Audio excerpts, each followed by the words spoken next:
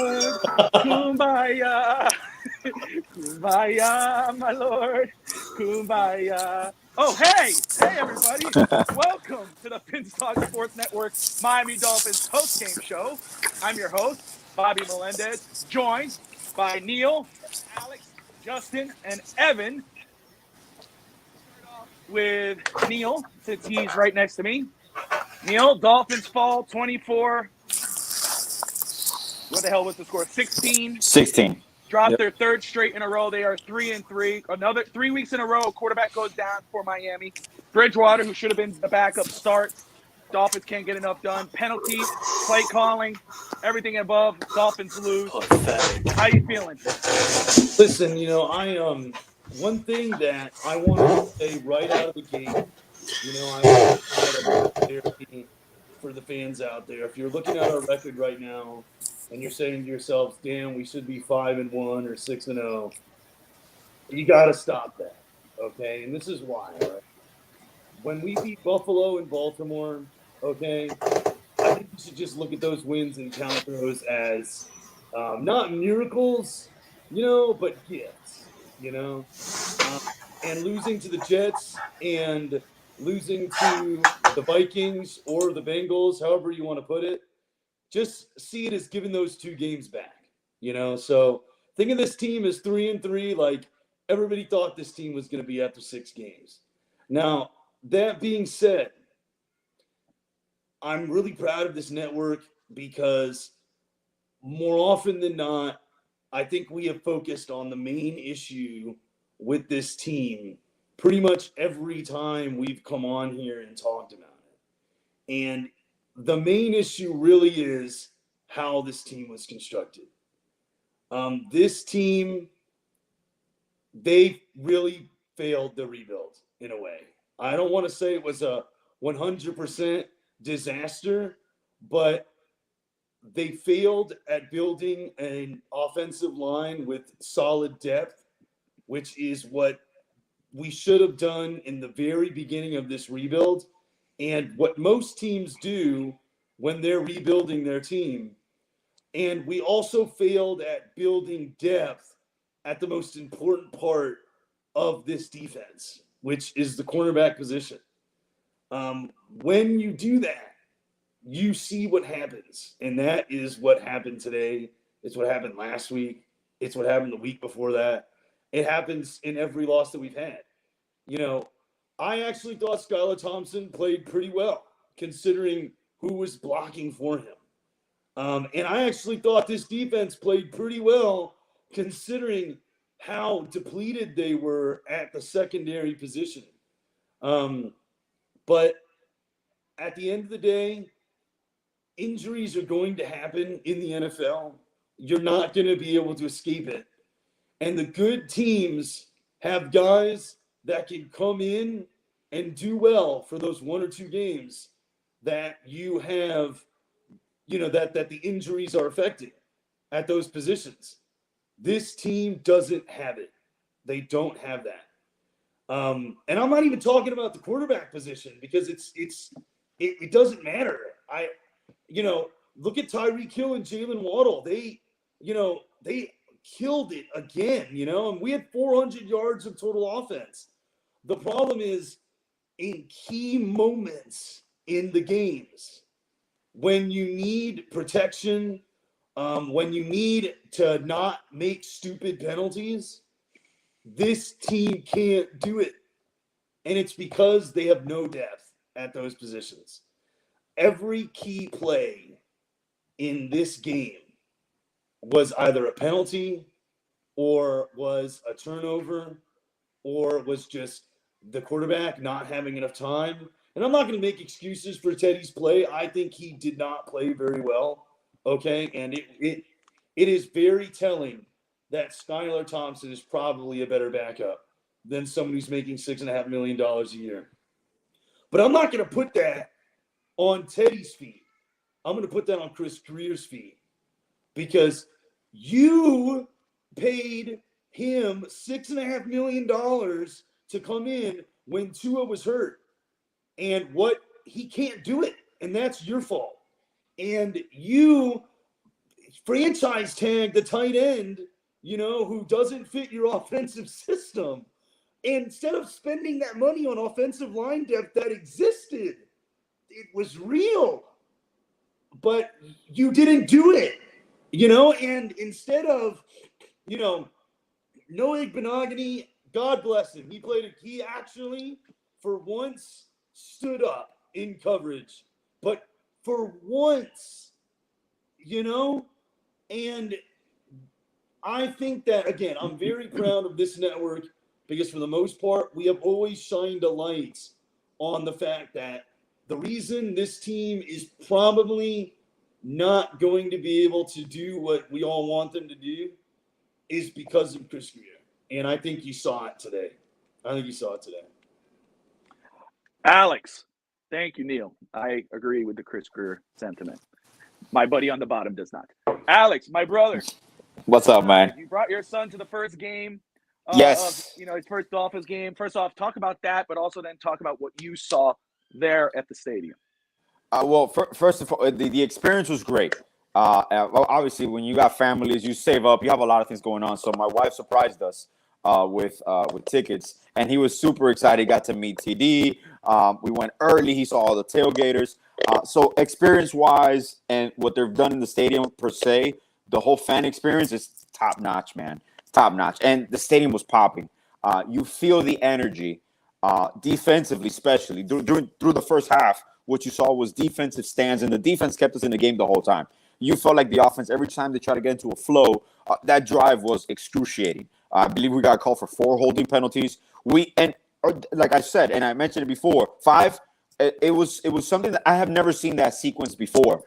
You have maybe 1 or 2 holding penalties, and there was even a pass interference, I think, called there too. So those are things that you don't see in sequence back to back to back to back. So it does take out the air, the excitement that you saw there. It turned into frustration.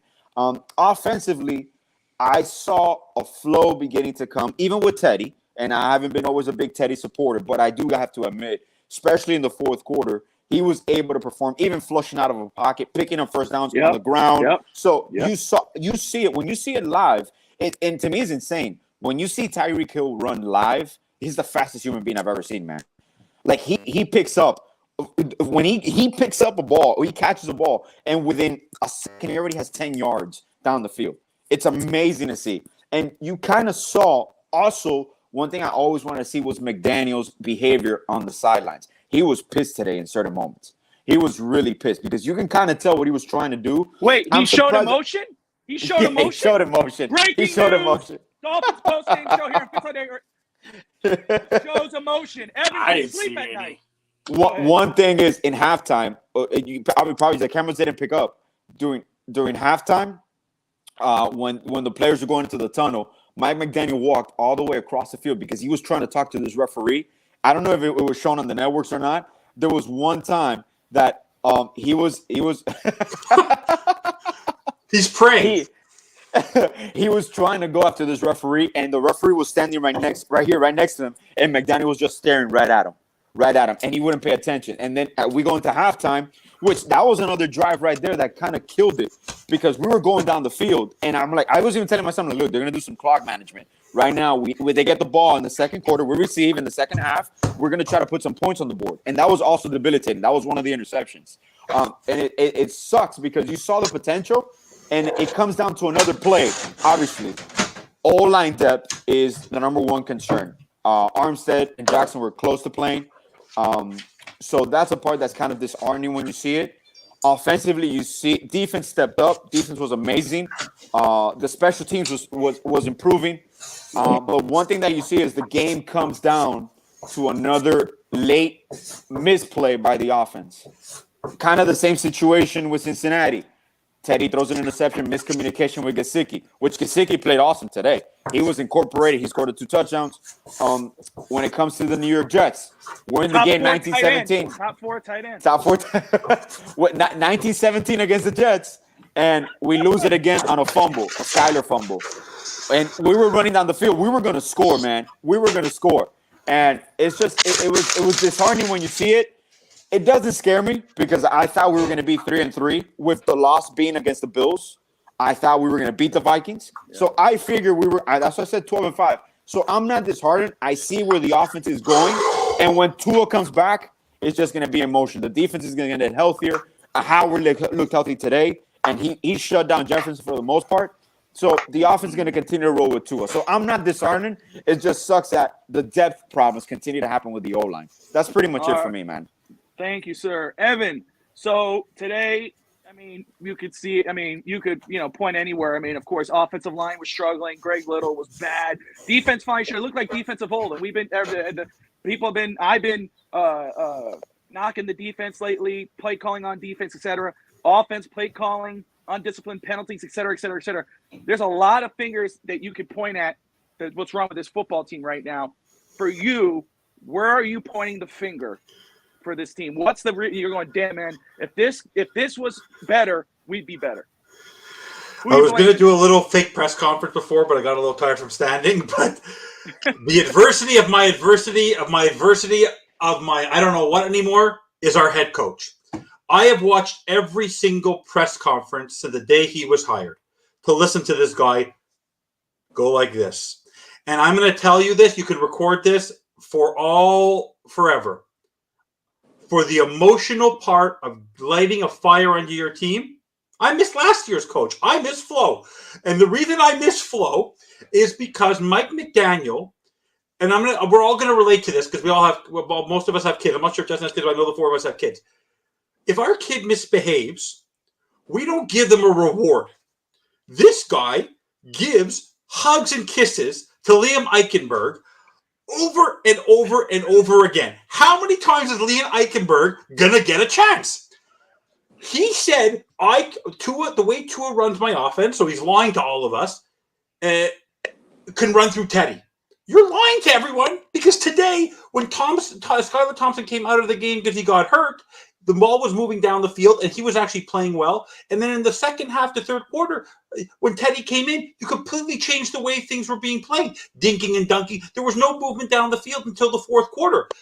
Bobby loves to say how I always look at the stats with Tua, which is 100% right. If you look today, we beat ourselves 100% of the time. Kirk Cousins threw 175 yards. Justin Jefferson, all of his big yards came on two or three plays. It wasn't we got killed. We beat ourselves. Our defense did everything they needed to do to win a game. It's like a pitcher. If you guys don't, I want to relate to baseball for 1 second. Yes, sir. I was very lucky. I lived in the cesspool. People who live in Florida, you deal with the Marlins. You had to deal with the horrible owner, Jeffrey Loria. Well, trust me, I got Jeffrey Loria before you. I'm a diehard Expos fan. We used to be the minor league team for the rest of the league. We had one of the greatest pitchers who ever pitched, and that's except in '94. Except in '94, and 94 the strike killed you guys. We were yeah. Pedro Martinez, and we all know what kind of pitcher he was. The biggest problem he had when he was in Montreal is that he went through a perfect game into the 10th inning, and he lost that game because he got no offense. Our defense, Boyer was ripped last week for how the defensive line played. The defensive line got to the quarterback today, and it held steady. That's true. Play calling of Mike McDaniel today, who for the last 3 weeks has talked about adversity, he has gotten an F. And the only thing that's different between the last 3 weeks and the first week is he doesn't have his BFF who we watched McGruber with, which is Tua. So basically, what his biggest flaw, which I think maybe you guys will disagree with, he built his offense around Tua and not around the whole team and how a quarterback can adjust to it. Because I have a feeling when Tua comes back next week, we're going to start winning again because he believes that this was built around Tua. Because the focus was on Tua, he built this focus of this offense for Tua to succeed. Because if you see what's going on here, Teddy has not succeeded in this. Bridgewater was there, but we weren't getting as many penalties with Tua in the 3 weeks. And I'm not talking about the wins or the losses. There was more of a flow. I don't think McDaniel's on the hot seat. I think Steve, you said that. I'm saying that he has to take himself, look in the mirror. There was more emotion from Robbie Anderson got thrown out of a game by his coach today because his coach got pissed off with him and how he was acting. Tom Brady lost it on his offensive line. New England is winning with Bailey Zappi. They scored 37 points today. Mike McDaniel has to look himself in the mirror and say, I have Tyreek Hill. I have Mike Gesicki. I have Jaylen Waddle. I have Alec Ingold. I have Raheem Mostert. And I was able to muster up 3 points for most of the game? Are you kidding me? You're supposed to be this running guru, and you had 73 yards, and the only reason Dalvin Cook had 77 is he got 50-something of it on one play? When you talked about emotion outside of emotion, there's no emotion about reacting, getting pissed off about the calls. Like if I was Flores, 5 offensive line penalties, his entire headset would be thrown off. It's the reaction of him right now. He's too laissez-faire, and that's the problem. If he doesn't like Chris, we already have a laissez-faire person in Chris Greer. Chris Greer is Mr. Nice Guy.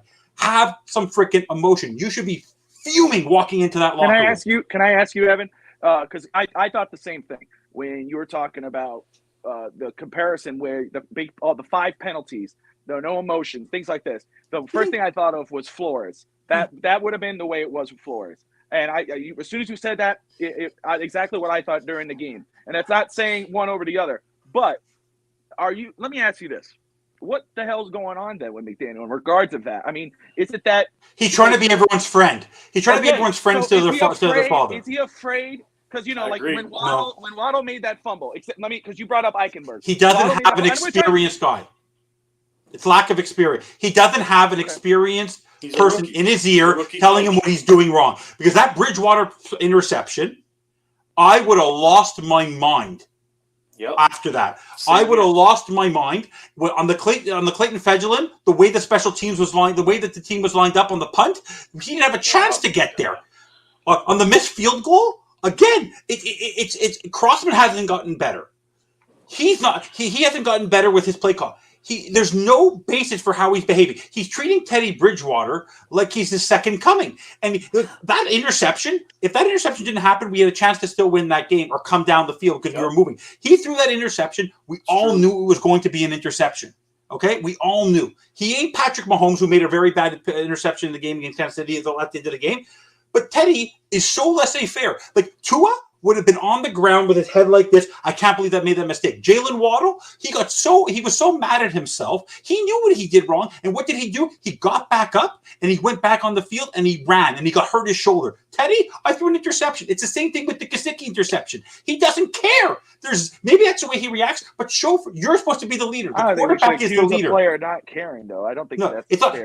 But people, perception is everything. I get your point, though. In regards of emotions. The same thing goes with the coach. You're paying him $6.5 million.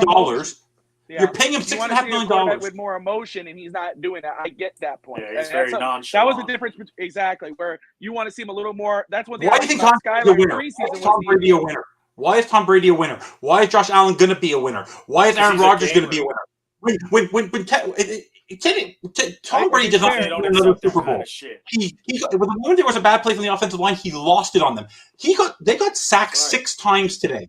They got sacked 6 times, the quarterback. So if I got hit 6 times and my people in front of me aren't defending me, I'd go talk to them and figure out what's going on. He goes back onto the bench, looks at his tablet, and doesn't give a shit. Yep, and that's the problem with this team. The same old Dolphins problem for me is not what you guys want, is the laissez-faire attitude. The play, Chris Greer, everyone's biggest problem is that he's not forceful enough and he's Mr. Nice Guy. He got pushed around last year by Flores, whatever. General manager, the people on the field, you're playing a rough contact sport. It's like in hockey. If someone hits your player, what do? You tackle the other player and you beat the crap out of them. This is football, and I feel like they're playing still flag football. It's like Teddy was I'm so happy they were following the concussion protocol. He's too laissez-faire. He's too apathetic. Get some mean people on this team. Get some anger. Well, can I say? I'm gonna jump to Justin now because I want to talk about the trenches very quick. Because both sides of the ball, the trenches with defensive line looked better, but offensive line was still a joke. So I want to get into that. But in regards to the emotion thing, remember last year, you'll know because you watched every show or almost every show. I said we needed an a-hole at quarterback. We needed an asshole at quarterback. That was my issue. That's what my issue. I don't know. That's what was my issue with Tua last year. That's your issue right now with Teddy, and your issue with the coach right now. Right? Okay. Because Applebaum, he was my least favorite hire because it's like Frank Smith was supposed to fix the problem, right? Frank Smith was supposed to fix the problem because he's an experienced O-line coach. Your 2 offensive lineman coaches outside of Frank Smith have a combined total of one year experience, and that Coach Holm has more experience at the professional level than Matt Applebaum, and those two are doing nothing. So it falls on Frank Smith, and if Frank Smith isn't doing a job, that falls on McDaniel. So in the end, right now, he's missing that Jim Caldwell. He's missing someone in his ear to tell him, this is how you need to be. You would have thought after 20 years of working for Shanahan and working for Mike Shanahan and working for 7 teams, you would have saw some angry people. The man is trying to be everyone's friend. And with the team you have in front of you, with the weapons you have, make them feel accountable. It's like that person. If you don't tell that person, if you don't threaten that person indirectly and give them that sense of a threat, they're going to think Liam Eichenberg thinks that he's doing a wonderful job. He thinks he's doing nothing wrong. Robert Hunt today had a bad game where he tripped Teddy. Greg Little, I'm not doing anything wrong. As long as Teron Armstead's there, there's no accountability for there. And that's my problem. Is that it may not have the players. Maybe, like I said, I do believe there's an issue with depth. Jason Sanders, bring a kicker in. He didn't lose us the game. But once again, he's one of the top 4 or 5 kickers. Did you see Harrison Butker? Harrison Butker came off an injury and kicked a ball that would have gone 90 yards. He kicked a 62-yard field goal today for Kansas City that literally went into the parking lot. It was dead center, 62, and he turned around and walked back. He knew it went through. Jason Sanders in 28-20 was perfect. The last 2 years, zero accountability. He's $6.5 million. We're gonna keep throwing him out there. We need points. We'll throw him out there. You're not Brian Flores. Stop doing. That's a problem. Is that Mike McDaniel is still doing the Brian Flores things on offense, but Brian Flores didn't know how to coach offense. You were brought in here to coach offense, and you're not coaching offense. You're relying on Tyreek Hill to do everything for you right now. You're relying on one player. Bingo. One player. Bingo. You're relying on Tua and Tyreek to do everything. Tua, Tyreek, and Jaylen. That's all you're relying on. That was last year. It was Tua and Waddle. That's the problem. You have a team. Ingle, again, like accountability. Chase Edmonds been a ghost for 2 games. Mostert, you're not utilizing him properly. And I told you guys this before, the most predictable play. He took 3 of his receivers off when we were trying to move down the field. You don't think it was going to be a running play? Lost to 5 yards. It's the predictability of right now for a guy who's supposed to be a wizard. He's outsmarting himself. He's overthinking this. Bro. It's too predictable. It's the paralysis of overanalysis. That's the number one problem. A famous guy once said that to me. The guy on the right who you can go to now, paralysis overanalysis. That's what he used to say about Brett. So go. All right. Justin, trenches, brother. Talk to me about it. Offensive line. I've got lots of lots of notes here, honestly. There's tons of them. Some of them good. Not most of them are bad, though. The trenches was what you expected. You guys watched the game. You seen that our defensive line, like Alex said, actually was starting to take control of the game at one point in time. But the offensive line is still a problem. I mean, I'll just start at the top. I'll go through them real fast.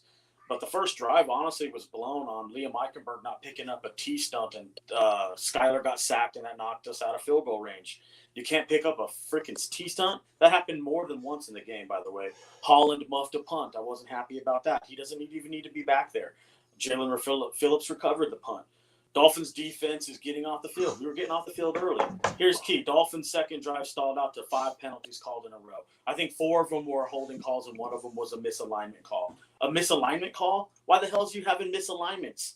You can't even align properly? That's pathetic, bro. Downfield. That was Connor Williams when he. Yeah, okay, that one. No, they also had a misalignment where they were lined up.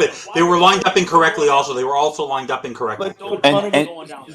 And Justin, one thing that I noticed, I don't know if you have it in your note, I did notice I want to count around like 5 or 6 high snaps or side snaps. I saw about 4. You saw them, right? Yeah, okay. Then the next thing I noticed too is the Dolphins second drive. Yeah, never mind. We're stalled by 5. Okay. Now you're potentially leaving 6 to 14 points on the field right there. Remember that number, 6 to 14 points.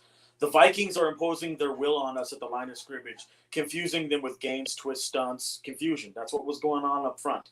Skyler hurt his throwing hand, came out of the game. Teddy came in. These are the quick keynotes right here I'm making to myself. You have to adjust and get the ball out of quarterbacks' hands fast. Quick slants, bubbles, screens, smoke screens, quick runs like wham, dive, mix in inside zone runs. They weren't doing anything like that to get the ball out of his hands quick. I messaged you, Bobby. I said, like that right there. They did it one fucking time. That's not going to get it done, dude, when you have them coming after you like that. Xavier Howard being back on the field makes a considerable difference. Looks like the word to the grapevine about him, about holding down the secondary might be true. He's the glue. Last week, we looked totally out of sorts. This week, we actually looked like we wanted to fucking play, and it's because Xavier was back there.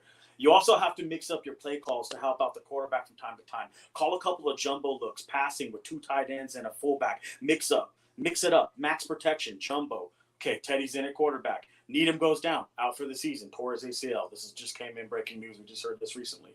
The chess match from right here started going back and forth.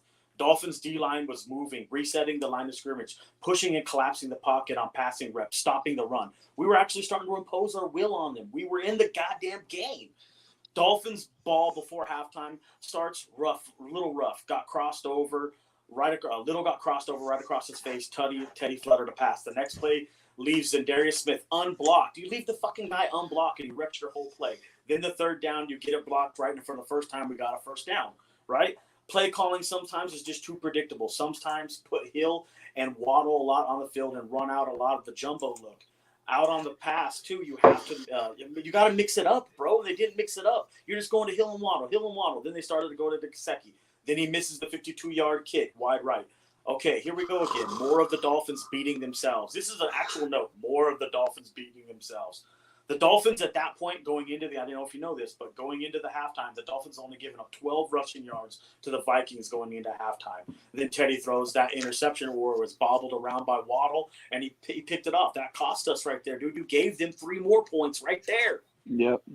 Okay, then yikes, Noah, and then you come out, right? Yikes, right again. The reason why that play happened because Noah had a big pass interference flag to set up that fucking play. Then you go into halftime.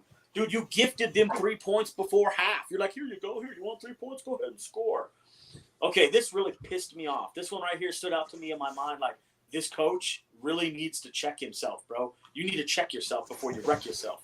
An illegal formation call to start off the half. It was just terrible. Then you tried the fake punt.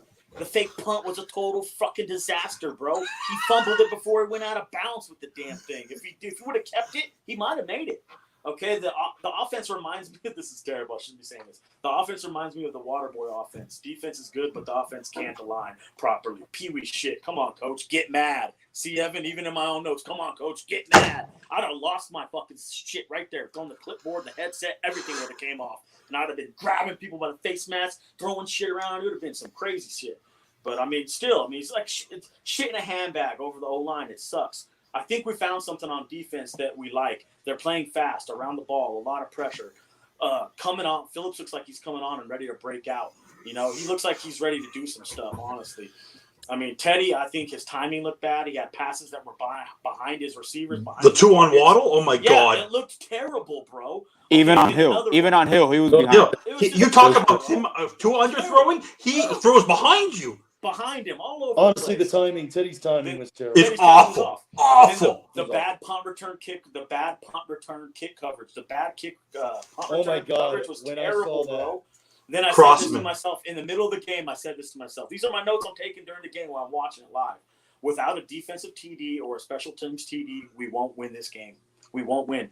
Then Sealer causes a fumble. Wilkins just misses it, and Jefferson grabbed it from him right after I wrote that note, dude. I was like, damn it. That was the one we needed right there, Vikings line is destroying the Finns' O-line. It's a mess. On offense, a total mess. Long on first down goes in Little. Long bounces into Little on first down, knocks him off his platform, destroys the whole fucking play. Little got frustrated, threw it right there. See how much frustration is going on one game? Teddy, and here you go, this is the funny one. Teddy is Dr. Jekyll, Mr. Hyde of quarterbacks. Has 1 bad play and 2 good ones. Just don't ask too much from him. Dolphins answer back in the game, 16-10. That missed PAT, Vikings opened up the door for the Dolphins. You know what I mean? We had 10 minutes to go in the game. We were in it. They opened up the door for us right there with the missed PAT, bro. Then here's another one. Justin Bethel makes a great tackle on the sideline on a 3rd and 1 to get the Dolphins off the defensive play. It was a great play on 3rd and 1 to get us off the field. It was solid. Tackling today? We need to keep him around even when you bring Byron back, bro. Okay, this one really frustrated me. Byron's never coming back. I don't know. Look, you're gonna agree with this one, Evan. This one really pissed me off. Like, instead of Teddy stepping up in the pocket, I wrote the note right here. Teddy needs to step up, not roll out to avoid the rush. He rolled out around it, looped right into the fucking guy, sacked. Yeah. They sacked us 6 times. I wonder how many pressures. They had to have been at least over. Okay? Hunt, bad flag, holding, moves us back right after the 4th down conversion. You got the 4th down conversion, and then a penalty, a holding call to move you back. Hell, you can't even get out of your own way to shoot your foot every time you step on the field. But that's fundamentals. Then Waddle fumbles. That's game right there. Just go down. You had the 1st down. Weak sauce. Cook scores a 53-yard cutty off of it. So he scored a 53-yard touchdown off the Waddle fumble. In my mind, the game was over right fucking there. Yeah. It's over. More of them beating themselves, trash. Sure. Complimentary football doesn't exist in Miami. Fucking terrible. Then Teddy, another pick. Picked again. See, these are my notes, guys. Look at that. That's fucking garbage in a nutshell for you. Okay, right there. so We're real good. No, we're terrible. We're worse than we thought we was good, but I think we're not as good as we thought. It's not the players. hold on. Yeah, Okay, well, stop. it's everything. Hold on. It's not only the players. Read those Hold numbers. on. It's everything. Hold on. Okay, let's get into that a little bit because now the Dolphins started the season 3-0, and I'm glad Neil is here because 3-0. We started 1-0 against the Patriots like we did last year. Neil and I were on the post-game show talking about things that we were seeing that we weren't liking. You two gentlemen on the bottom of the screen were coming at us pretty hard. Now the Dolphins are 3-3. The 3-3. Offensive line, still a disaster. Even Doesn't when matter. Armstead is in there. Doesn't No, matter. it does matter. It does Doesn't matter. matter. Stop. It does matter. Trash. Defense until today, even though we still lost, Doesn't matter. was struggling the first few games. The running game last week showed up. This week wasn't there. The rest of the season hasn't been there. Xavier Howard, a great guest that we had yesterday on Digging in the Trenches, Charlie Touche and Kadeen Simmons, great guest, awesome. If you guys haven't seen that show yet, go check it out. Check it out. Like and subscribe. Be great guest every week. Justin is hitting it out of the park, but he was talking about what Xavier Howard is not a shutdown corner. He's more of a playmaker. There were some plays that he gave up, some big plays. There's a lot of holes on this football team. They're running Tyreek Hill into the ground right now. I mean, his numbers are impressive, but he's going to blow up soon, I think. I mean, he's getting spasms and everything else. Mm-hmm. So I want to ask you this because there's a lot of problems. You say it's not the players. It's everything. It's everything. It's everything. We can't go, here you go. Here's a trying card. Oh, you did all right. It's not you. It's the coach. No, it's not you. It's the manager. No, it's not you. It's this. Stop. It's the players, too. It's the players. I'm not saying it's not the players. It's I said from the today. top. You just said it's not the players. You just said I it's not said the players. today. I said today. No, the players gave up a lot of things. The offensive line was terrible. Waddle The gave up a defense terrible wasn't. fumble and an interception. I'm not talking about defense. I'm talking about specific players here. When you don't know how to do math, when you're learning something in school, people teach you things. Right now, These are professional football players. Yeah, they still need to be coached. They still need to be coached. Football players. Whoa. Football players. They've been playing how many years? Doesn't make a Jaylen Waddle difference. played football? How does a quarterback get better? How many years has Jaylen Waddle played football? His whole life. 10? His whole life. But we'd say, look, he played college. How many years he played in college? He made a mistake today. But that's not the reason why we lost the game. He wasn't the reason why we lost the game. Well, we lost the game because of his play. Yes, it was. Right. He made The one offense mistake. were driving. Yeah. Offense were driving. Yeah, no, yes, but how many points have we scored before that happened? Really? We were driving. He's the Houston Rocket. It was a defensive game. It was a defensive game. Exactly. It was a defensive game. It was never a defensive game. We gave the game away in the first half with the way we were playing, with the penalties that we took. I have to agree with Bobby here because look, You always agree with Bobby. You're over with Bobby. You always agree with Bobby. When's the last time you disagreed with Bobby? The man's right, and this is why. Listen, I understand that, yes, coaching does matter, and I'm not sitting here saying that you're wrong in that the coaching was part of the problem. I'm not going to sit here and say that. I called Justin can tell you my text. Me and him. I called play calling and coaching a problem. Exactly. But it's more than that, too. But the players, coaching only goes so far. Yeah, you either players have to execute. You gotta execute. Bailey Zappi.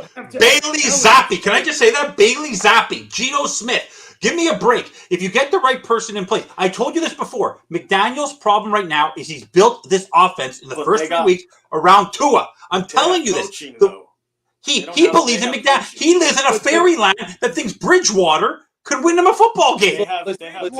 Bridgewater. Excuse me. I'm sorry, Justin, my brother. Hold on a second. You're all good, bro. I just want to say Bridgewater is a backup quarterback. Bailey Zappi's a third stringer who's put up 38 points today. I'm talking about every other player. I don't care about a player who plays in CFL. I don't care about a player who plays for the Houston Texans or the New England Patriots. You I care love the about the Miami Bridgewater. Dolphins. You love the I care about Bridgewater the Miami signing. Dolphins. You love the Bridgewater signing. I love the Bridgewater signing as a backup. A backup. Thompson. Bridgewater, he's a backup quarterback. Skylar Thompson, I liked him coming in the preseason. He actually looked decent until the penalty, 5 penalties. Okay, and to say that, and you would think that what do you call Tyreek and Jaylen Waddle, which Jaylen Waddle, again, there's something going on there. He's had some incomplete passes too, where he's dropped the ball this season. All right.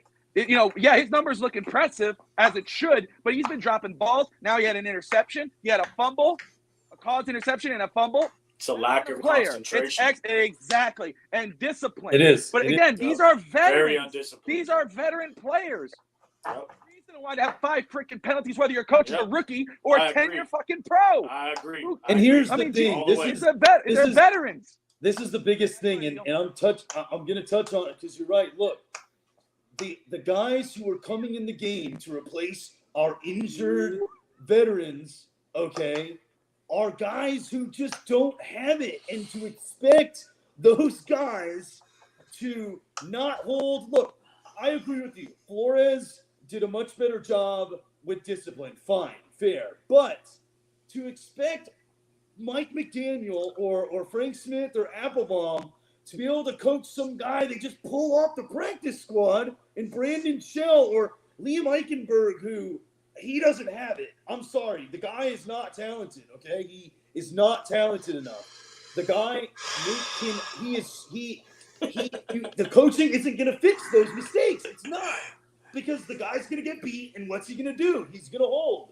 And I don't know I don't know what Teddy Bridgewater did to you personally. I don't know if you went for an autograph one day and he walked past you. Every time he gets hurt and you're like, it was his fault. He held the ball too long. Tua gets hurt. It's like, oh, it's the left tackle. It's always Teddy's fault. I mean, what the hell did Teddy do to you? I mean, but Jesus. I mean, he's not Tua. He's not even Skylar Thompson. He's his own guy. And to lie or to be a delusional and say that, the offense wasn't. He's a 10-year pro. He was a full-time starter last season. And here's one thing that I think wasn't very good at that. I never said that, but he's a capable person with the weapons that he has. I do think the man literally gave up today. He gave up. That interception was giving up. Besides, I'm sorry. Listen, the offensive numbers have not been impressive at all. There was one game that they were amazing, and that was a comeback win when Baltimore took their foot off. Did you see the stats today? Hold on a second. Let me just finish my point. The offense for offensive guru and Mike McDaniel, who again is a rookie coach. He's a rookie coach. He has to learn. It's going through the motions. Kevin O'Connell. What's Kevin O'Connell's excuse? Come on, there's no excuse. He's 4-1, but stop it for a second. 5-1. His team. Brian Daboll. What's Brian Daboll's excuse? 5-1. So you want to fire Mike McDaniel? No. Fire Mike McDaniel? No. I think there needs to be. Let me say my point. Kevin O'Connell or Brian Daboll. I'm talking about the Miami Dolphins. Christ, you bringing up everybody and their mother. I don't care about any of them. Jesus, I just want to get my point. The fact of the matter is that this offense, even with Tua, before the Baltimore game, which was garbage time, before Baltimore realized, oh shit, we're in trouble, the offensive stats have been garbage. It's been as advertised, but everything else has been garbage. Offensive line, trash. Running game, trash. Everybody else. Can I ask you a fair question? Gesicki, wait a second. Trash. The offense in general, which is 16th in the NFL. I don't know what it is right now. It's 16th. Besides that Baltimore game, which was garbage time, has not been as advertised. It looks really nice to keep going back to the Baltimore game and go, touchdowns. I've never referred to the Baltimore game. No. Everybody is. Everybody will go back to that. Not look what me. this offense is capable of. But you got to look at the total picture. Neil and I brought it up in game 1. Oh, but it's a win. Who cares? We won. Forget the holes. Forget the flaws. We won. We'll figure it out. It was the same team. It was the blah, same blah, team. And then look what's happening now. And so I want to ask you. I'm going to start with Justin right here. Tua comes back next week against the Steelers. Projected. If everything goes well. With everything right here. But Pittsburgh won today. Mitch Trubisky came in. Can the Dolphins beat Pittsburgh with their defense? Is Teron Armstead going to play? Who knows? Let's just say that's the biggest question you should ask yourself right there, because it all comes down to the line of scrimmage. I'm going to be honest with you. We've all been watching football for a long time, and everything you guys have just been talking about right there, like the problems, we've talked about this since the beginning of the year. Everybody's right. It starts at the top and it articulates all the way down. So, yeah, offensive line's terrible. The running game's bad. All of that compounds, and then it starts to get worse and worse and worse. It all started with the general manager and the owner of the Dolphins. We know that, okay? We know that. But let's be honest. Going to this, looking forward into this game versus Pittsburgh, they better win, and they have a good chance to win with Tua to be on the football field. But it really comes down to the offensive line. You're going to hear me say it time and time again. I'm going to preach it till I'm blue in the face. It's all about the line of scrimmage. If you can block, you can score. If you can block, you can run. If can I follow up? I agree with you. It starts with that, right? Teron Armstead is one guy. Yeah, well, he's do we trust Eichenberg? Offense. No, you need Austin Jackson at left guard. You need Eichenberg. You need Teron Armstead at left tackle. You need Austin Jackson at left guard. Eichenberg needs to ride the bench. Connor Williams at center. Robert Hunt, and then Greg Little. That sounds great, but they're not going to do that because they want continuity on the line. They're going to keep Eichenberg. I'll keep Eichenberg at left guard. As much as you guys want to move him and I want to move Jackson him. Jackson needs to be a right tackle. They're not going to move him. But as soon as Jackson comes back, he's going to be the starting right tackle. Let's say Eichenberg stays at left guard, but Jackson's at right tackle. I think with that line in Tua, so long as Mostert doesn't get hurt or someone else doesn't get hurt, we should be fine. We should be fine. In a vacuum with those two playing, sure, I think we win, especially with the emotion of the return. The team probably will have uplifting. I think the 1972 thing plays a factor. It's a night game. I think we can beat Pittsburgh. I honestly think it all comes down to if you don't but it doesn't beat matter. yourself. Here's the thing. If you don't beat yourself, I don't care about. You don't need 5 holding calls. You don't need misalignments. You don't need drop passes. I mean, the tackling was a lot better, but no. Hey, I'll just say this very quick, and Neil, I want you to finish your point. Alex, you go right ahead because I know you've been quiet. But just want to say, what's the comment? Yeah, Tua's going to provide a spark, right? We know that spark is going to come out of Tua. Whether he can survive that offensive line and the lackluster play calling, we'll see exactly. Now, defense though, Pittsburgh's defense is the real deal, right? We know that they got stars on that team, but Dolphins defense, the way they play today, they could do some damage with that Pittsburgh offense. But, we're going to hold that off. I mean, Justin and I will touch base. Obviously, Evan will talk to Hank, and Hank and I will talk on Saturday. But, Neil, finish your point, and Alex, you go right ahead. I know you've been chopping at the bit. The thing is, it's so irrelevant whether or not this team is good enough. Oh, it's not so irrelevant. I want to take a game-by-game approach, sure. But bigger picture, right? Looking at the big picture of what this season's going to be and what our issues seem to be, that's my biggest concern. Because, okay, let's say we beat Pittsburgh. All right, let's hope we make it out of that game without anybody else getting hurt. Because there's no depth on this team. I like the puppy. This team is paper thin. And if you think that Raheem Mostert is going to make it through this season, I got a bridge to sell you. I would be shocked if Raheem Mostert plays every game this year. I'd be shocked. And Armstead, I mean, I'm hoping these are the games that we miss. That these are Armstead. Can't go past an episode with this guy getting undressed. Right. I'm hoping these are Armstead injury games, but who knows? I mean, I think in a vacuum with nobody getting hurt, this team has a lot of promise and potential. But because of the way it was constructed from the beginning, and because those holes were never addressed, which was shocking to me. I mean, okay, they got Tyreek Hill, but they just can't get out of their own way, bro. I agree with you, Evan. They got a lot of potential, dude. They just can't get out of their own way. But it was easy. The problem is it was easy fixes. It was so simple to do. It was like, okay, fine.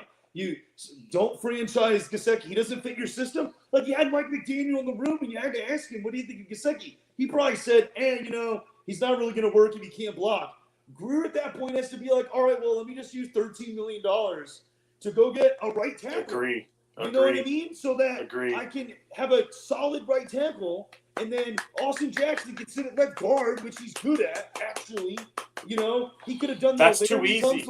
And then the offensive line would have been would have been good. Like, Yep. I don't know if they'd have been great, but they would have been awesome, good. Real quick, have you guys ever seen that commercial where they have the chainsaws and everybody, it's like that horror commercial, like, let's just run Oh, out yeah. behind the chainsaw. I That's saw the it today. Miami I saw it Dolphins today. front office. Yeah. That's the Miami and Dolphins the other front thing, office. it's like, Instead of taking the easy route, they take the hard route. And that's because they're not proactive, they're reactive. Well, and you know what? I kind of wish they were a little bit more reactive because they suck at No, being they got to be reactive. proactive, bro. Like, Byron That's the Jones is problem. hurt, and That's the problem. he's not coming back for a while. And there's this dude in Washington who's like not happy. That ain't it's going to like, happen, dude. I know it's not going to happen, but it's not going to happen. It's too because easy. It's just not going to. It makes too much sense, doesn't it? That's why. It makes That's too the much problem. sense. That's the problem. Like, dude, Joe Hayden. I know he retired. That dude would come back. He would come back if you wanted him to for 11 games. But it's bigger than defensive back, dude. It's offensive way bigger line. than No, defensive I back, know it bro. is. But I'm just saying that there were easy things to do. Yeah, no, you're absolutely that right. they right. could Justin, still do. I don't disagree with you at all. And they're not Justin gonna do doesn't it. need to. I've been I calling agree it with since you. before the season. Offensive line, right tackle. I've been Left talking about it guard. for 3 years. They signed left guard. They put him at center. Alex, go ahead, brother. Dude, and this is the weird thing to me is like Dieter was not that bad. He's not. He's not strong enough to play center, though. But I mean, you have Connor Williams at left guard and you have Hunt right next to him. I'm down to give it a try, bro. It's am. got to be better than. It's I'm- got to be better I'm than with you. Eichenberg. Dude, I'm with you, bro. I'm with you. I'd do It's it in a just- hot second. Like I'm very. They're not going to do it. I guess though. the overall general take, and I'll shut up, is that I'm Sucks. I'm not necessarily concerned that this team will miss the playoffs. I think the AFC I is am. very weak. We're 3-3, which I put us at when I first started. I think this team can still make the playoffs, but I'm glad you got hope. win a game in the playoffs like this. Playoffs? We're talking playoffs? I just want to win a game. I just want to win a game. Oh shit! Oh. Where did he go? Are you okay? Are you okay, Justin? Kumbaya, my lord. Whoops. All right, Alex. Got a little Yeah, man, wild pretty there. Okay. I'll just say one thing, and it's not Mr. Positivity or anything. I'll do a positive spin to kind of contradict what everybody's doing. One thing I do see, for example, seeing it in person is way different than seeing it on TV. So I gotta give them that. It's a different experience. I'm not talking about only the fan excitement. Is you actually see every player on the field what they're doing that you might not catch it on TV. Defensively, I'm not worried at all by what I saw today. This defense was kind of like the last 7 games of the season defense last year. Looks So good. I'm okay with that. Health-wise, Phillips looked amazing today. He was aggressive. Ogbo went out. I don't know if he even got back. I don't know. He went to the training room. I don't know if he's injured long-term or if it was just like he was questionable return. So I was impressed by that.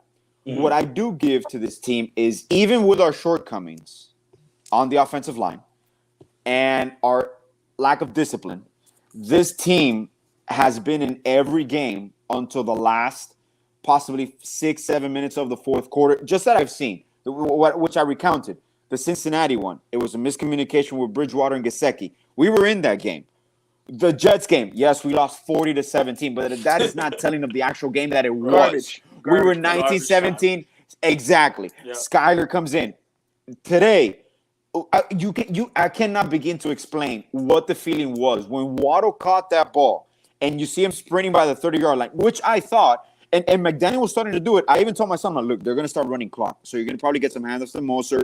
They're going to maybe on first down run it, get 3-4 yards, run it again. So you can start eating up the clock to not kick it back to them and give them 5-6 minutes, even if our defense was playing well. You see those disheartening losses, and still within, you're like, we have all these limitations. We have all these injuries to us out.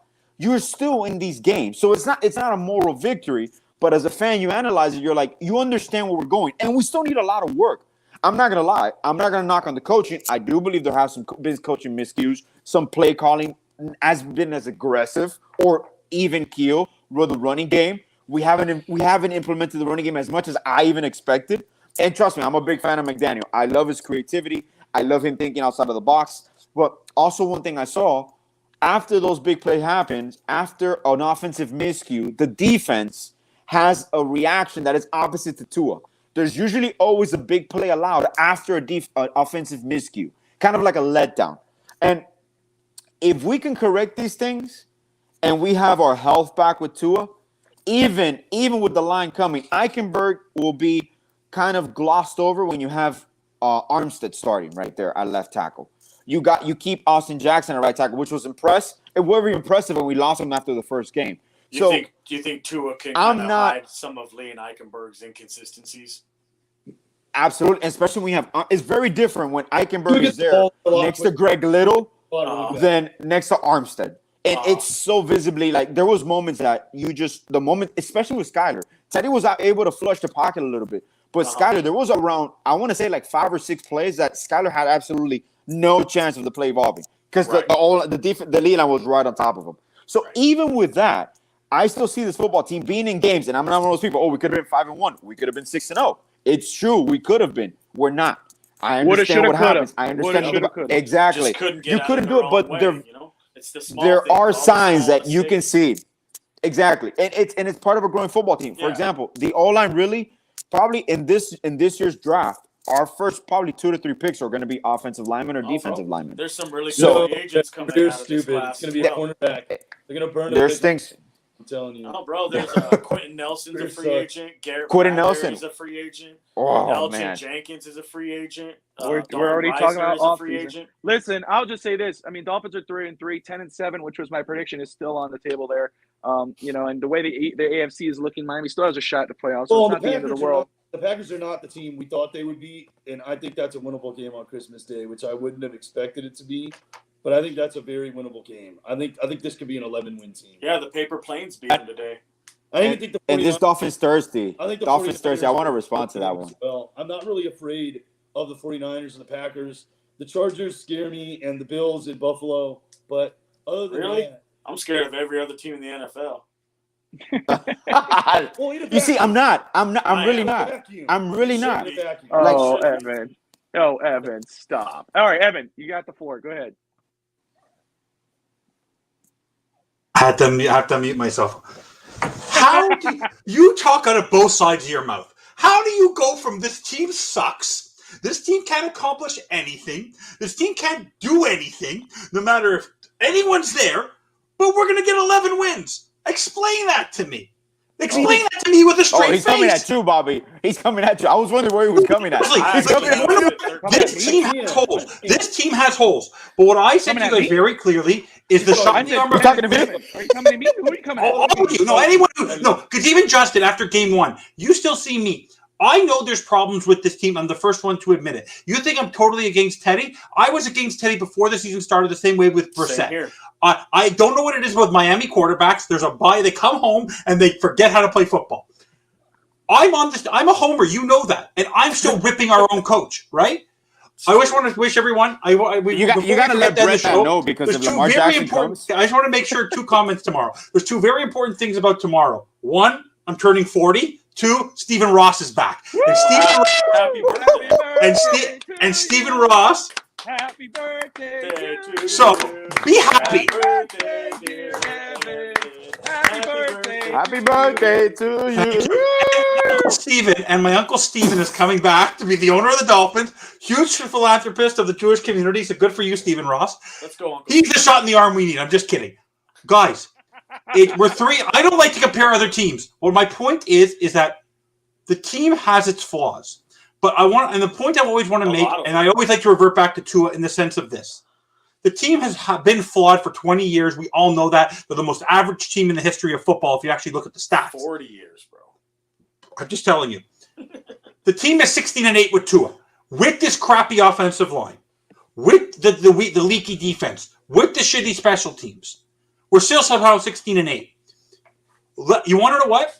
This team, we have not seen 60 minutes of this version of the team until next week. The lights are going to be on them. It's Sunday Night Football. Tua's back. Flores is there. McDaniel knows what he's done wrong for the last 3 weeks. At the end of that game, if we have the post-game show and the team is still crapping the bed, you might hear a very quick tune from me. You'll hear a different tune from me. But until next Sunday, to see what Tua is doing with this losing streak, because now they're down. Now they're hard on themselves. So now you need your leader, your captain of the offense. Because if you notice, one thing I was impressed about with Tua, because Alex said he was at the game, no matter what was going on, Tua had more emotion and more engagement with Skyler and with Teddy and with the other players on the sideline than anybody else. Yeah. He didn't have to be there today. He's He was invested. there He's with invested, everybody, encouraging them as a leader. They're missing their leader. The same way, I'm not comparing him, but there's a very big difference. The difference with the Patriots is they have Belichick, right?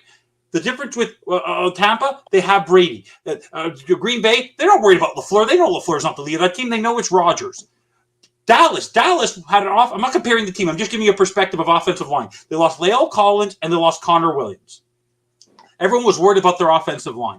Somehow, because of their experienced coaching staff, they're able to be successful this year. My point is, let me finish. The team, you need your captain there. So because McDaniel's a rookie as a coach, he's relying on Tua to lead his offense. And unfortunately, his offense, I think, is too complicated for Teddy to handle. I'm sorry. I think Tua, who has experience with working with Waddle, I think there's going to be a change next Sunday. I believe that Tua coming back is the shot in the arm they need for Daniel to get his confidence back, because I think he's lost his confidence. Because I'll be honest with you, after those 5 penalties, I think he was lost and wanted to call his mommy. He looked lost. In play calling, is that what you mean? I think he's saying McDaniel channels his anger. Which Tua was there? I think all the players. It's just, I think that there's like the same way you're saying that Howard is the glue.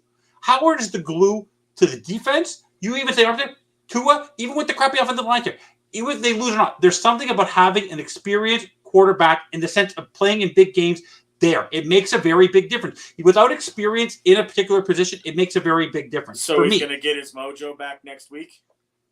Who? McDaniel? Tomorrow on Tuesday morning, he gets to give the hug to his QB number 1. Well, I hope you're right, dude, because if that's the case and he's lost his confidence in play calling, then he's a shitty play caller. He's not. He's not. No, I don't think he's a shitty play caller. No. McDaniel's never going to lose his confidence, bro. He's just even keel. He's just even keel. First of all, see, this is a problem. Hold on. Honestly, he's too passive aggressive, dude. Can I say this? This is a problem. This is the problem with Dolphin fans. They put these people on a pedestal who haven't earned that right yet. Exactly. They did the thing. They did it with Tua when he got drafted. Beforehand they put him on a pedestal. They'll tank for Tua.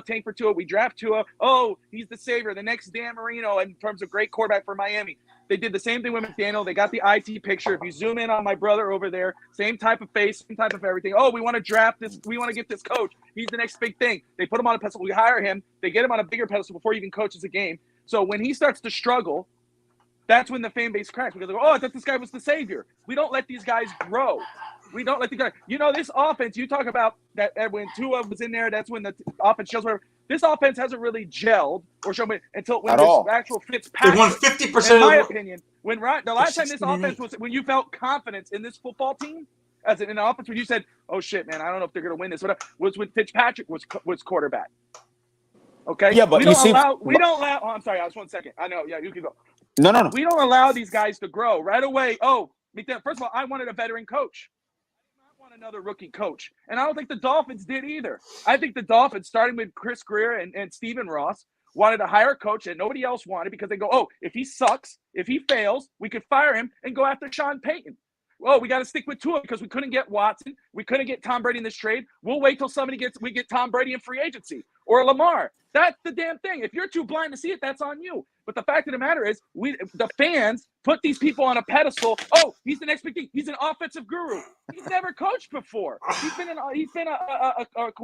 wide receiver coach. Wide receiver coach and a coordinator for 1 season. We don't allow this guy to grow. We put him on a pedestal before he can even do anything. Now, with the team is 3-3 without Tua, even though there's everything else, it's not Tua. It's everything. There's a lot of issues with this football team, but Tua's the savior. Then if Tua shits the bed against Pittsburgh and everybody else, oh, now I thought Tua was the savior. We don't let these guys grow. We don't let them grow. Tua, this team has not had a consistent offense or a team where you felt confident in the offense until Fitzpatrick was the quarterback. It hasn't been there since. Flores, now we're talking about, man, if Flores were there, you would have saw motion on the sideline like he did against the Bengals. We tried to fight them. We would have saw no penalties. But the guy's a rookie. I don't give a damn about Kevin O'Connell. I don't care about Brian Dable. I didn't want any of those rookie coaches. O'Connell was more preferred than all of them. because he came from McVay, but I didn't want any rookie coaches. I wanted Doug Peterson. I wanted Dan Quinn. Oh, no, not Dan Quinn. We don't want Dan Quinn. He sucked. Look what he did in Atlanta. He went to the Super Bowl. He hired Sean McVay and Kyle Shanahan and whatever.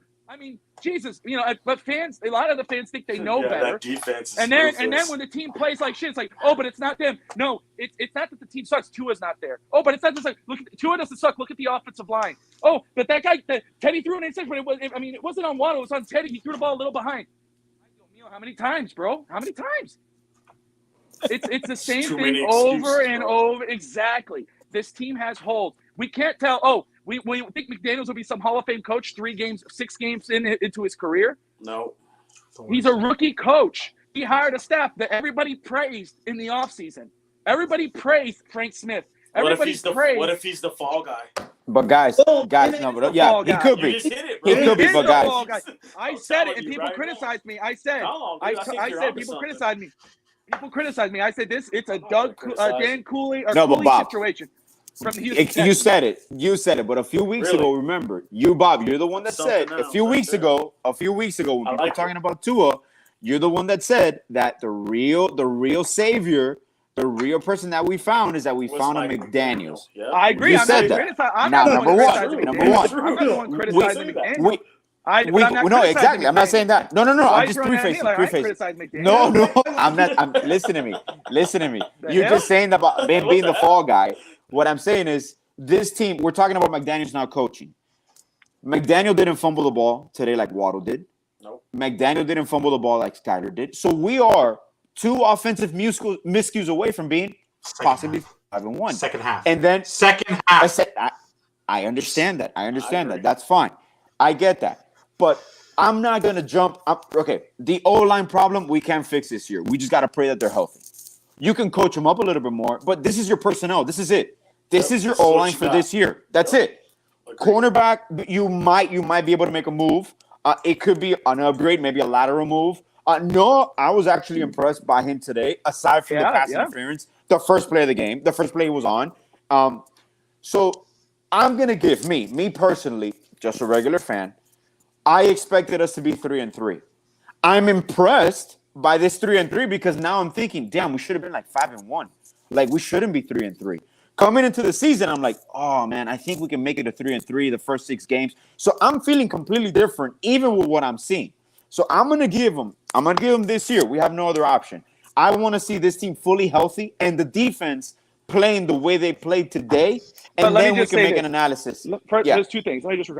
First off, we'll never see a team fully healthy. Injuries coming. No, at all. No, but of course. Secondly, but just not all of them at the same time. My point is, like I said, the best hire for this season, I said, was McDaniel after seeing and hearing what in the staff he put together. I'm saying you give McDaniel a chance to play out this season. It's fans that are already blaming McDaniel. It's the same reason why that's going to be the recipe for Miami for Chris Greer, or because he'll live past the next regime change. And Stephen Ross will say, "Okay, Greer, you stay one more time. Now let's go get Peyton. We could fire McDaniel because he wasn't the savior as everybody said they were. Because we don't let him get off. We put him on a pedestal. Makes sense, bro. And then Tua with his injuries every season, whether it's the ankle, the back, the neck, the crack, everything else, that's going to be the reason why to move on from him. Well, it wasn't bad play. Now it's the injury. You can't trust him to stay healthy. It's going to be the same thing. It happens all the time. And if you can't read the tea leaves, then that's on you. And we can't pretend every time. Next week we'll say the same thing. Dolphins are going to win, bro. 30. It's going to be 28. No, it's going to be 38. 37 to 14. Miami's going to blow it out. Next Sunday's going to be a nice game. Next Sunday's going to be a nice game. It is going to be a nice game. I don't know. I mean, here's my biggest thing is this, and I don't want to be too quick about it, but I want to say this. I still have a lot of faith in this coaching staff. Despite some learning pains that they've gone through, which is fair, I still have some confidence in them because I don't put it on McDaniel that he couldn't run the ball today because, in part, the offensive line was not going to run block. And the Vikings were sitting there going to – And he still ran it at times. And he still was able to by some good run designs. But if you think that we were going to be able to pound the rock like we did last week in this game with the makeshift offensive line that we had out there – it just wasn't going to happen. Yeah, last week did lose. Last week they gave us the ground too. By the way, it's not like we earned it. I have a really important question for the whole panel because I want to ask this question. It's really important. I'm going to ask you guys straight up, and each of you give me the answer. No. Yeah, Skylar's. You talked about. Okay, let me ask the question very quickly. Right now, in your head, what did you predict as wins for the season? You said Bobby said 10. I think I had. Noah, you said what? 11. I got 12. I think they 12? won games. I put I got 12 and 5. Yeah. What'd you have at the beginning of the year? I had 12. You had what? 11. No. To Justin, what'd you have? 13. 13. Okay. If Teddy was your quarterback for the rest of the year, and you knew he was your quarterback for the rest of the year, how many? Would your win change? Would your win amount change? Yes. Yes, for sure. Yeah. If Skylar was your quarterback for the rest of the year, would it be worse than Teddy, equal to Teddy, or better than Teddy? Better than Teddy. Better. Skylar. And then, but your reasoning for what you have as your original wins is not for either one of those quarterbacks. It's because of one player. It's because of Tua. So my point is, in this offense. Wait, what? My point is, in healthy players around him. Yes. Yeah, no. But my point is Tua has been winning without healthy players around him for the last 3 years.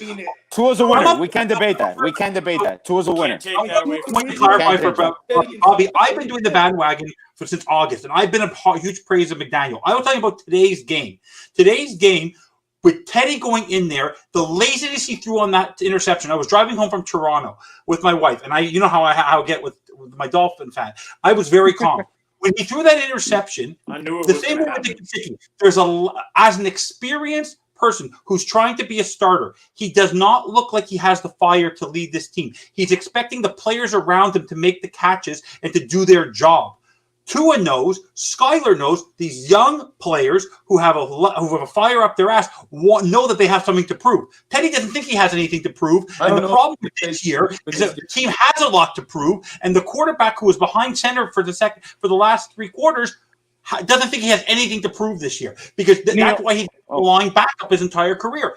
He could have shown something today. Like every game that he's been in, he's had it, especially today, he had a chance to win. And yes, Waddle dropped the ball. He made a mistake. The same thing he showed you for the rest of his career, bro. He is what he is, and he'll go in there and exactly. But McDaniel, it keeps on saying. I know he has to say it, but the lip service he's giving to Teddy, Teddy's leaning. The reason why Tua got better as a quarterback is because he had Fitzpatrick behind him. He had a little bit of experience. Last year was a wash. Iron sharpens iron, bro. Exactly. There's no fire on that offense. I just accountability underneath. Salty Tua. Where's salty else? I don't think Tua could have won this game, though. I don't think Tua could have won this game. 100% Tua would have won this game. He would have sliced up this offense. He would have sliced up this defense. We were dominating the game for the first half. Stop, dude. Stop. Go look at the stats. And I give credit where Whoa. Go look at the in the stats. fourth quarter was playing. Bobby, go look at the stats of the game for the Vikings. In the first half. Dude, did you said you were driving. I was watching this game. I watched the whole game. Have you ever heard of a television? Have you ever heard of a television? While you're driving? No, I hear driving and looking. You may have missed some things because your eye test wasn't. I didn't. No, I didn't. I did not miss exactly. Yeah, you got these horse blinders on. Nope. See, let's put Tua in. He has to go to court in a few weeks for the accident that happened, but he watched the whole game. No, Listen, Tua. I think No. That game was the 3-point they scored in the first half. Was just an off bad play calling. It was, and I'm just telling you that game was. I'm telling you right now. You can say I'm a homer all you want. The way the team was playing, the way the defense was holding, they needed a touchdown in the first 3 quarters. They did not get that. Tua would have given you a touchdown or two with Waddle and with Hill. Give me a break. 100% confidence, though. I think. Is it more likely than not that Tua would have had a better game than Teddy? Yes. But to say that Tua 100% would have won this game with everything around him, I don't think you can say that. Well, not 100%. I think the Bengals game. I will say this: Tua would have won the Bengals game with everything around him. Yes. I can say that, but I don't know. That Chase Edmonds drops, bro. It still comes back to haunt us. That Chase Edmonds drop on the end zone. Crucial. But this game right here, I do not know if Tua behind center would have won this game because there's too many variables. No, there isn't. The first half was a joke. I'm telling you, I'm telling you. Watch next Sunday. I'm just telling you. He played really well. He played really well. He got them to the 10, to the 1. But the offensive line doesn't believe. And the penalties threw him back. How many times is? I mean, the penalties, an undisciplined team, and the defense giving up big plays. The defense played good for the most part, but they gave up big plays in the second half after they gave up. After the Waddle after the fumble. Waddle fumble. That's just the Justin There's Jefferson. something going on with the Jaylen Waddle chunk this play. season, man. The Justin There's something going on That with was Waddle like this one That was a season. bad 20 yards. defensive play that changed the game. No, that's not true, Bobby. Bobby, you know what he's Hey, missing? He's only been good though. He's only been off the last 3 games. Shut up! He's missing two. I knew it! I told you. No, even. Oh, where'd he go? Oh, did you took him out? No. Dude, my hands are here. I didn't do it. Damn, Bobby. Damn, you did him dirty. I will just say, first of all, no. It's like, Evan, I'm done with you.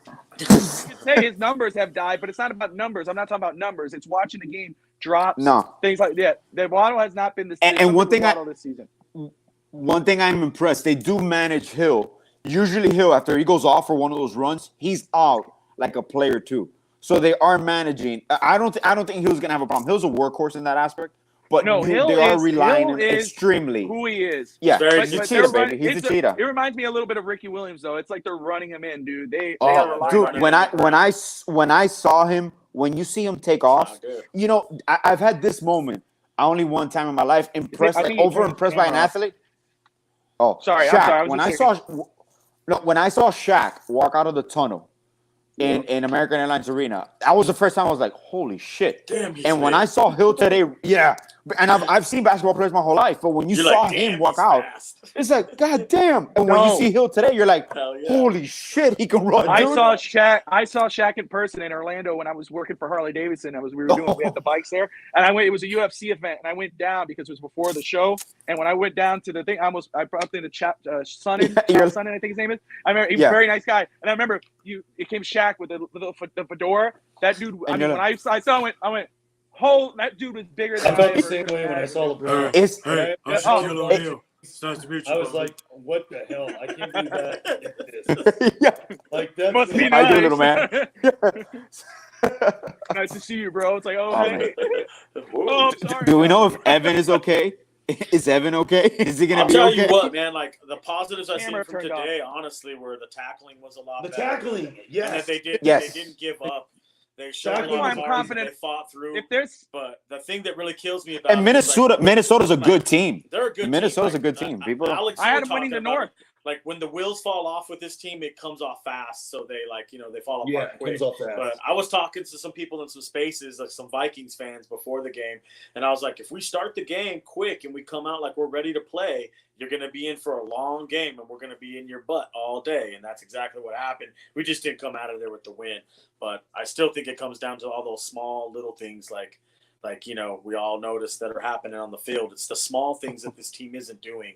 They're last year we overachieved, in my opinion, and this year we are underachieving as far as I'm concerned. Well, listen, to be confident about next week is what you saw today from the defense. Despite losing a game and despite giving up that touchdown, you saw something in the defense which will be beneficial, whether it's Trubisky or Kenny Pickett starting.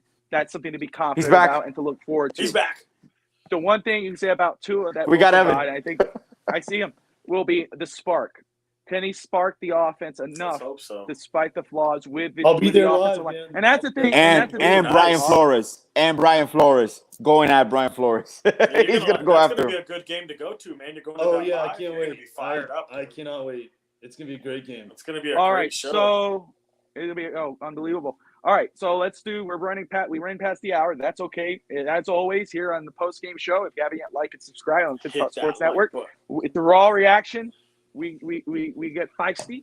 We have fun. But okay, 3-3.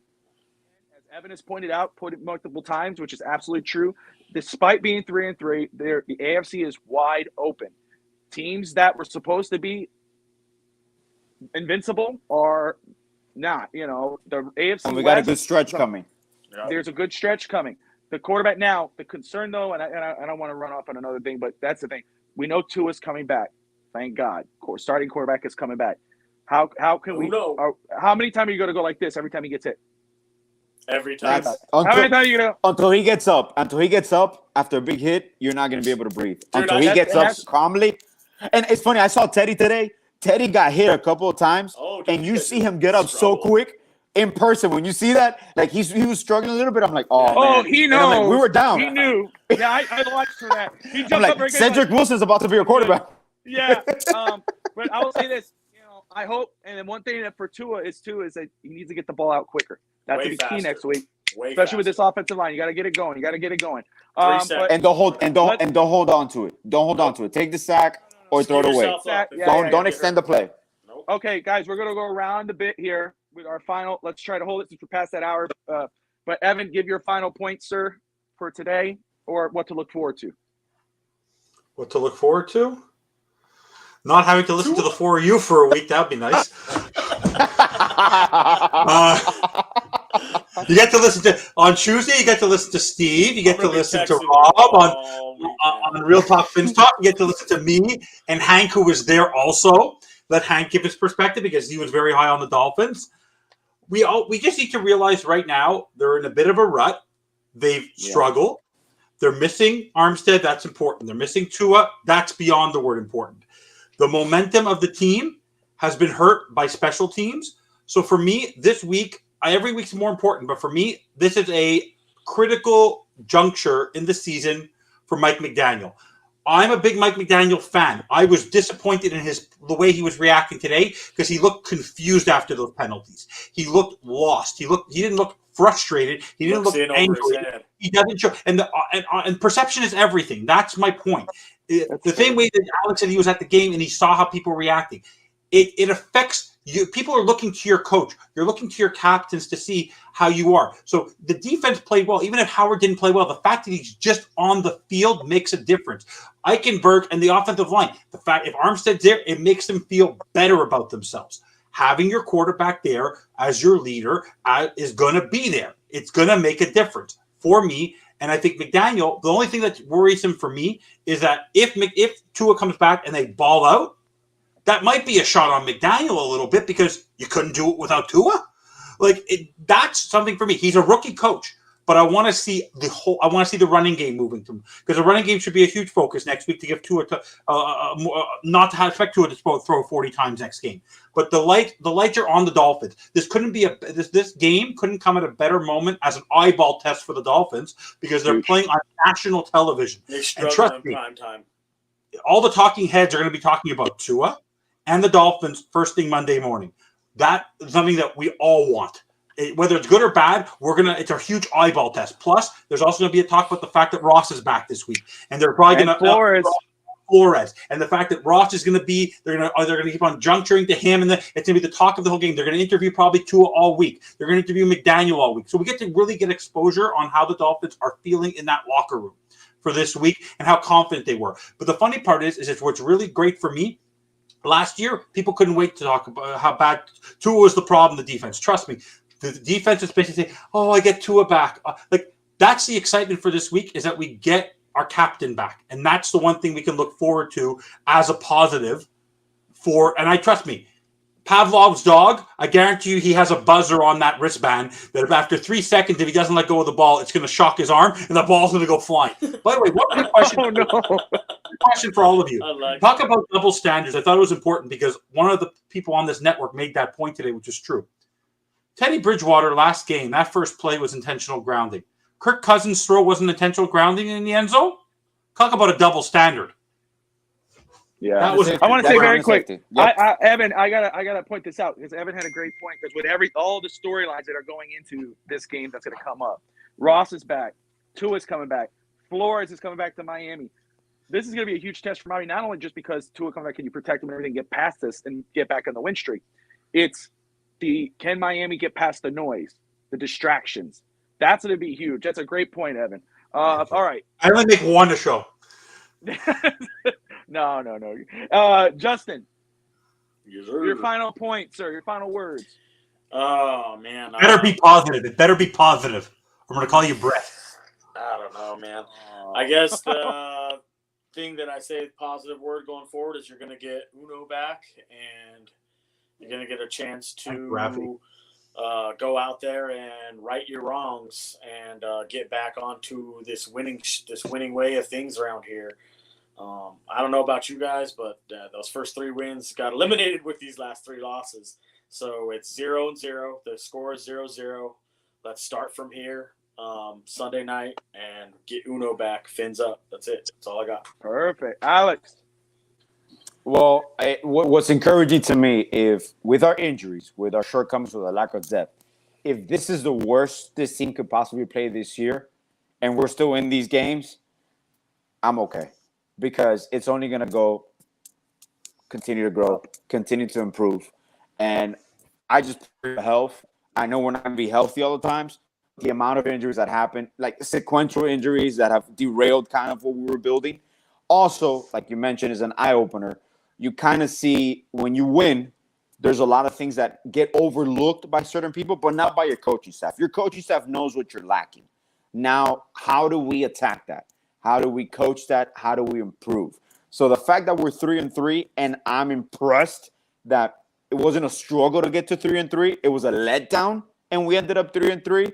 Is just a positive outlook for the season for me, especially starting with next week. Next week could either catapult us or kind of derail a little bit. So I'm hinging on how we play, not if we win or not. I want to see how we come out and play. Understood. Neil, brother, what do you got, my man?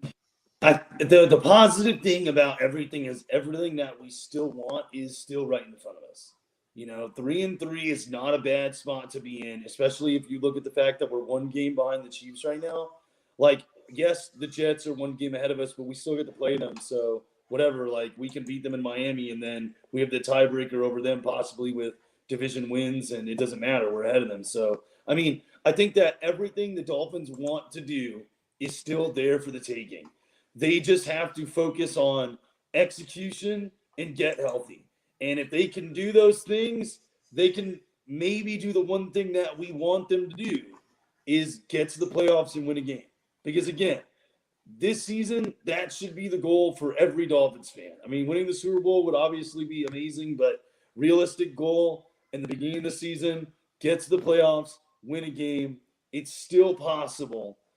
The team, I really believe they're going to win against Pittsburgh. Not just saying that because I'm going to be there and I'm hopeful. I think this team is going to win. And they've got 4 really soft games right after that. They could go 8-3, and then we're talking about a really solid record, and them only having to win 3 of the next. I think it's 6 games after that. They win 3 of the next 6, and they're in the playoffs. So I mean, that's everything the Dolphins want. Still right in front of them. Fins up. Let's hope they do it.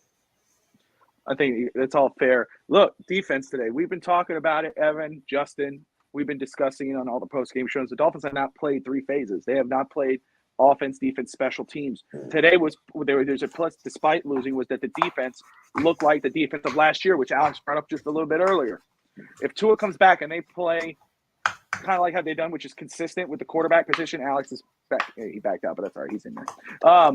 And then they could play that type of defense against this Steelers team, which did win today, but they're on Mitch Trubisky, who was benched, and then they put him back in. They did win, but this is a winnable game. The defense is a different story with Pittsburgh, but Tyreek, the way he's been playing, they could take advantage of that. Miami's 3-3. What's the frustrating part about this football team right now? Yeah, of course the losses are frustrating, but I had him 10-7, so it's still on par for that. What's frustrating is that we're losing and we're struggling because of holes, things like that were there last year that have not been taken care of. Depth is still an issue. Offensive line is still an issue. There's things in here that the running game is an issue. The linebacker is an issue. It's the same issues year after year after year. And that's what's frustrating about this football team right now. The Dolphins, as Evan has pointed out, they're 3-3. But the AFC is not this juggernaut that we thought it was going to be. The Jets are 4-2 right now. I mean, of course, they're listen. Hey, they had a great draft. And Breece Hall, who I pounded the table for, we needed a running back, a bell cap. He is lighting it up in New York. We signed Chase Edmonds and Raheem Mostert, who had a decent game last week. That's what's frustrating about this football team. But silver lining, Dolphins are still in it. They could still make the playoffs. They got enough talent to do so. But it's the frustrating thing about this team is the lack of addressing issues. But hey, We got Pittsburgh. It's going to be a fun game, prime time. Flores is back. Ross is back. Tua's back. You couldn't write a better story. We're going to leave it at that. And just for now, Alex, before you close us out, please close us out. And just before I start this, let's sing some Kumbaya, everybody, for Evan's Kumbaya. birthday. Kumbaya. Kumbaya, my lord. Kumbaya. Kumbaya. It's okay. It's okay, Kumbaya. Kumbaya, my We're lord. only 3-3. Kumbaya. Woo! Dolphins will Fins win. up. Fins up, everybody. We'll see you next. Kumbaya. We'll see you soon.